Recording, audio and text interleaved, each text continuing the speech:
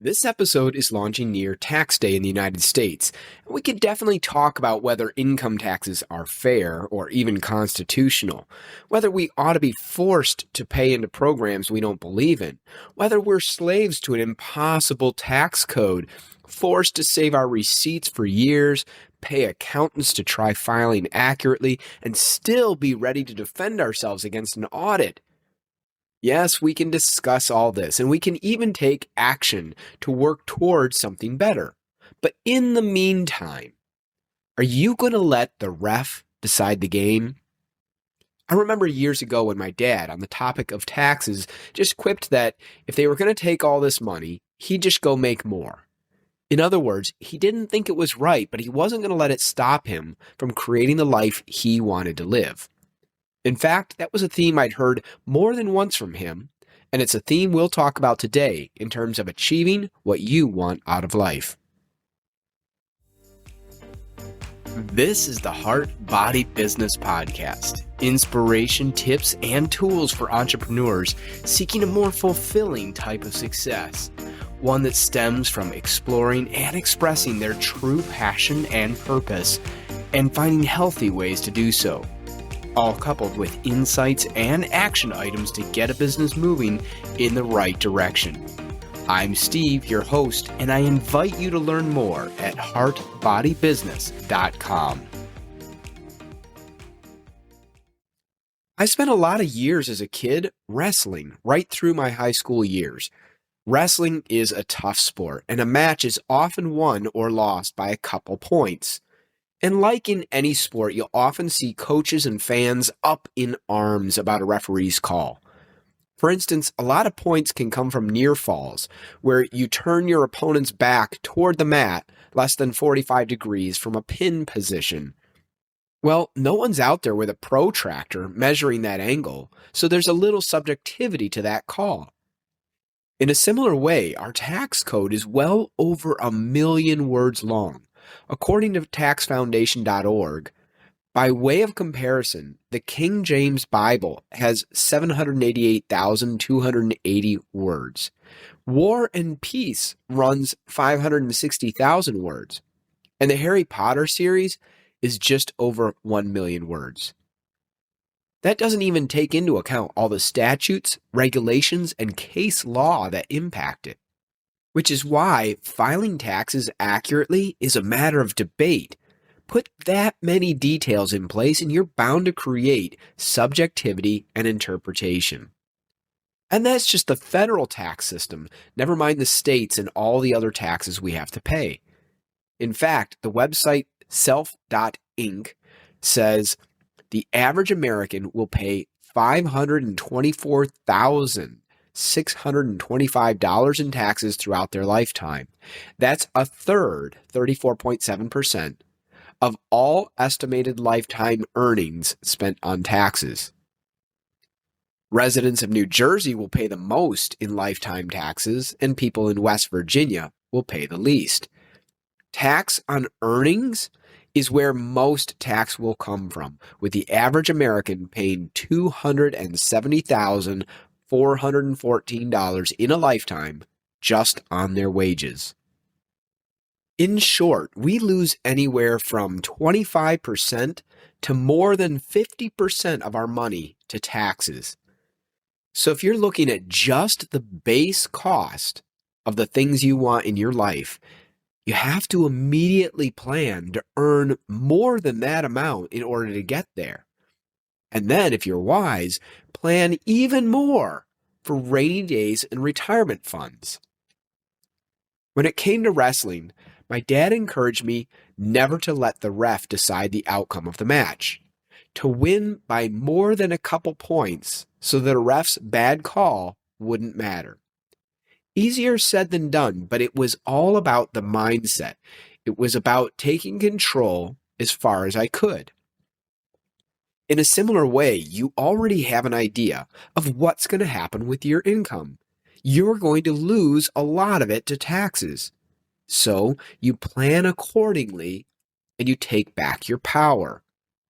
Let's say where you live, you can plan on losing 1/3 of your income to all forms of taxes. Let's say for now, your absolute living expenses are $40,000 a year.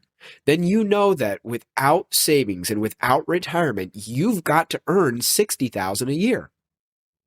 And I know easier said than done, but the mindset should be, screw that. I've got to earn 80 because I'm saving and investing too. And that in mind, when you do earn all that extra money, 80,000 instead of 60, can you retain that $40,000 lifestyle in order to save and invest? Or do you start living up to that $80,000? Do you start spending more and failing to save and invest? This isn't to minimize the impact of choices being made by others, jobs available, etc. I'm not pretending all of this is easy, but I'll touch here on two keys. First, living simply and happily from the heart. Second, working hard but happily toward purpose. I'm sure you've heard the old saying, a penny saved is a penny earned. And this has so much to do with not letting the ref decide the game. As we like to say, everyone's trying to live up to the Joneses. This person has the latest iPhone, so I need one too. This person has this car or this sized home, so I need one too. We let the desires of our bodies and minds dictate how we spend our money, when true to the heart-body business concept, the heart should drive everything if we're seeking genuine happiness. You have a purpose that you are here to fulfill, that only you can fulfill. And no amount of spending money will bring you lasting happiness if you're not moving toward that purpose. In my opinion, we've turned so many things on their heads, and as a result caused many of our own financial woes. We've insisted on everyone going to college, rather than learning extremely practical and increasingly needed skills through trade schools. In doing so, we've created debt that burdens people, that forces us into unfulfilling work and high levels of stress. Either the individual has to pay it off, or our collective taxes go up to pay those debts. We've created expectations of graduates leaving home and taking on the expense of apartments or houses, when so many societies live with multiple generations in a home. Are we that desperate to get rid of our kids? Are they that desperate to get away from us? If so, what's going on inside all of us that we're not getting along with those we ought to be loving the most? I'm not saying independence can't feel great. I'm not saying it isn't valuable in its own way. But is it the only way? I see all these articles making fun of adult children living with their parents and how the young generation has lost its way. What if we have all enabled a government to run away with spending, driving up taxes, and not making it affordable for that generation to move out? What if we have raised children with expectations about owning certain things rather than being happy with simplicity? As always, it's easy to point fingers. But whether we are old or young, have children or not, we have control of our choice to live from the heart and from purpose, or to live from the mind and body and give into their desires, which are often expensive and disappointing. If we can live in the present moment of the heart, with peace and gratitude in that moment, and gather our power because we are in the only time where our power exists, which is the present moment, we will strip away so much of what we do not need, and we will still be happy, satisfied, content, and our financial needs will plummet. They will not disappear, and we will still need to work. But what I'm talking about is taking control, not letting fears and desires run away with you, asking you to spend and spend, dictating more and more stress about how to make ends meet. Now, this is not about never embracing the luxuries of life, but about patience by living in the moment, feeling the luxury even of breathing, and eating and drinking simple foods, and feeling the sunshine. These are luxurious if we will let them be. And then, as life unfolds by living our purpose, we may find ourselves in the midst of other luxuries that we can indulge in, but we do not hurry ourselves toward these in exchange for stress and work that kills the soul, because in fact, we are already happy. And indeed, we are more satisfied by getting to pursue our purpose every day than we are by anything external to us. That is what it means to find what you're really here to do. So this is the key of living simply and happily from the heart. It allows us to get by with less if we have less, to enjoy more if we have more, and yet to always be that which we are here to be. Now to the second key of working hard but happily toward purpose. I spoke earlier of earning more than we need to get by, of earning enough to save and invest. Isn't that going to cause stress trying to earn that extra money? Yes, maybe, but there is a difference between healthy stress and unhealthy stress.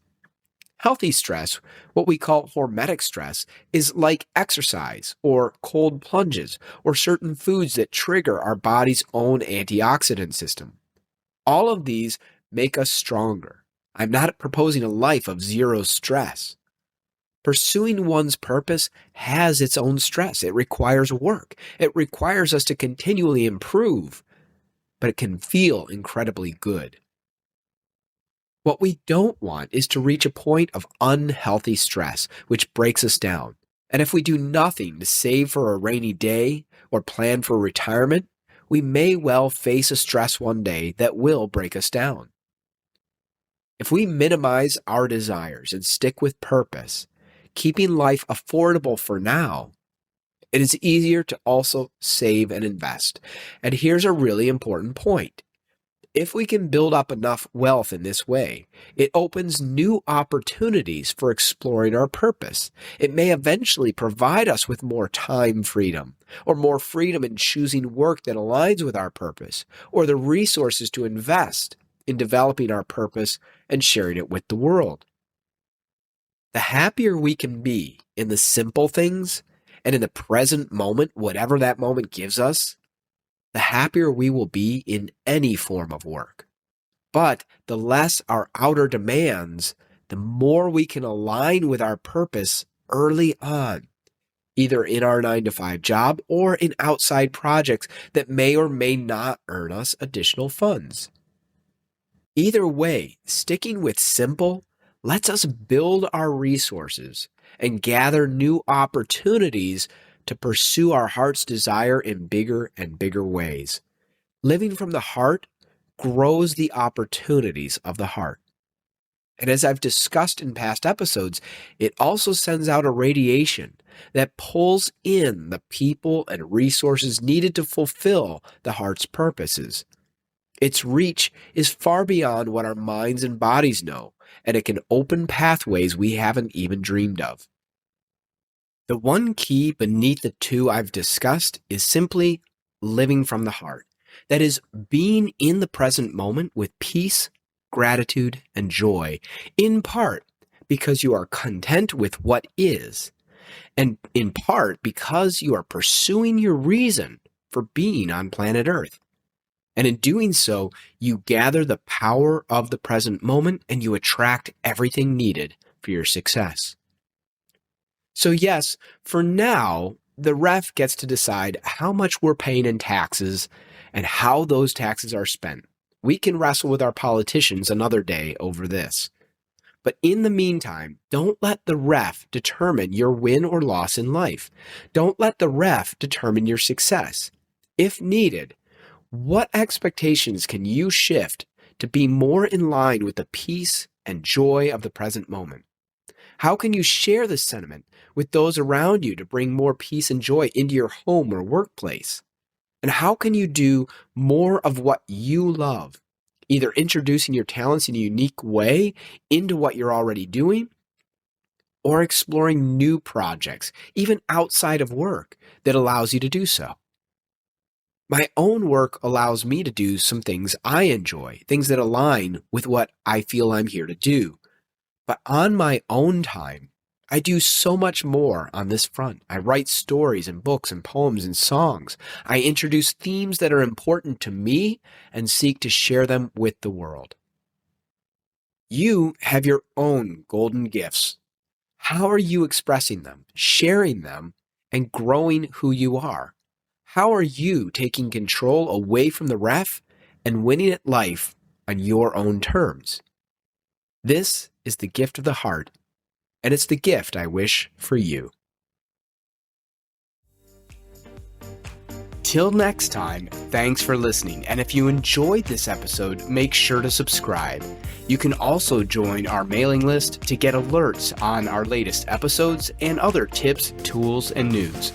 Learn more and sign up at heartbodybusiness.com.